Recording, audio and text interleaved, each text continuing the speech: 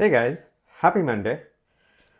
So, what are the different prioritization techniques? In one of the earlier videos, I talked to you guys about MoSCoW and R.I.C.E. So, I thought it would be a good point where I explain those to you. Let's go one by one. Let's take MoSCoW for example. So, MoSCoW stands for must have, should have, could have, and then won't have. So say you have decided upon building this particular feature, and with all your stakeholders, you guys have decided a bunch of user stories which will be present in this particular feature, right? So just like, let's take the same example which I have been mentioning until now. Let's say you decided to add a payment integration feature into your e-commerce platform. Okay, so what do you think would be a must-have? Uh, the users should be able to add their cards and be able to save them successfully, right? That is super important. Let's talk about should have. The should have can be something like the user should be able to have multiple payment options which they can save on the platform. They can be able to save a MasterCard, a Visa card, probably their PayPal or something else. So that could be a should have. Could have, that is something which is comparatively lower in priority to these two things which I just talked about. So the should have in this case could be something like the user should be able to apply discount coupons at the checkout, and as soon as they apply the discount coupon, the discount is applied and then they are able to pay and whatever. So you are getting the whole idea. Won't have. Now, this is something which probably some stakeholders have talked about, but it is ultimately decided that this feature we won't be having at this point in time. All right. So what could be a won't have? Let's assume you decided a won't have is we won't have a cryptocurrency option at this point in time for making payments. So that is something which is like your MoSCoW principle. All right. Now, what is the upside or the pros of this MoSCoW principle? As you can see, it is super non-technical. All the stakeholders can be working on this, and you can sit with them and you can make them understand. It is super qualitative. That is the same thing which is actually the limitation or the con of the MoSCoW principle or the MoSCoW technique here. So what is the limitation?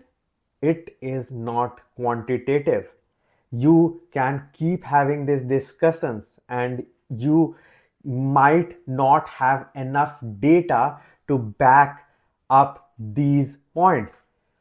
You don't have enough data to say what goes into must have, what goes into should have, what goes into could have, or what is won't have. Say you are in a country which has been using cryptocurrency since a while and you are planning to launch your feature there, and you put not having a cryptocurrency option over there in won't have. Well, I don't think it would look good once you launch the feature, right? So now let's talk about R.I.C.E. Now R.I.C.E. is again an acronym. It stands for reach, impact, confidence, and effort. So what and how do we calculate prioritization using R.I.C.E.? So in R.I.C.E., we use a simple multiplication and division method. We all know that, right? After all. So I will just explain how it is applied and then what each stands for, and then we will talk about same example and we will see how it goes, and we will talk about the pros and cons like we did with MoSCoW. So here in the numerator, or what we have above, is the reach, the impact, and the confidence. All of these are multiplied. That is divided by the effort. How does this work? So the reach is a data point which talks about the assumption of the number of users who would probably be using this feature. So say in this case, you think that there will be 5,000 users. Just for the sake of this example, let's say it is 5,000 users, right? Now, the next is the impact of this, right? So what do we talk about impact over here? We can be talking about something like, how much do you think this will move the needle? How much will this make your product feature create an impact with the end users? You put this on a scale, you can put this on a scale of 1 to 5, or you can put this on a scale of say 0 to 5 or something like this. So let's assume, for the sake of this example, that the impact you think would be like, I don't know, 4. Yeah. Now, what comes down to confidence? This is another data point. You have the data to back this up. What is your confidence?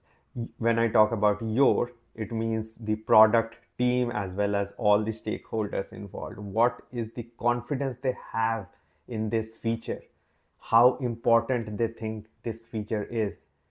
So this, we again can put it on a scale of 0 to 5. So let's say it is something around 5, because we are putting the payment option over here. So now what do we have on top? We have 5,000 users, we have impact, which we think, let's assume 4 in this case, and we have the confidence is 5. We have top confidence in this feature. Now what does this gets divided by? It gets divided by the effort. The effort is counted in the number of man hours. How much time will the engineering team take to build this feature, get it tested and deployed successfully? So let's assume in this case the man hours is something around, I don't know, let's assume 100. Again, this is again a random example. I'm just putting it out there just for the ease of calculation. All right. So now that we have this, we put it in the R.I.C.E framework. So 5,000 multiplied by 4 is 20,000, multiplied by again 5 is 100,000, and then we divide it by say 100. So we put it at 1,000. What is the point we assign to this particular user story? 1,000. Say you have another user story similar, and the points you get for that is 1,500. Like, so that definitely goes higher on prioritization over this. Another one has 800, so that goes lower. So you see the pros of this, it is super quantitative. There is very less chance of making a mistake. All the stakeholders can be put on board with this because you have data to back it up, right?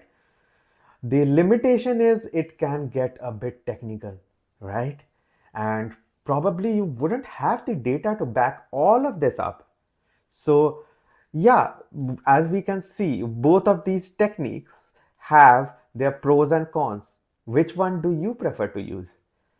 I, for one, like I said before, haven't used exactly either of these, but I'm more leaning towards the R.I.C.E because I've been using the impact versus the effort matrix. The impact also is because I have been working primarily with B2B companies, so the reach and the confidence, we just measure it in the impact, we just collate it all together. You can do that as well. But having said that, what do you think? Let me know in the comments. Thank you.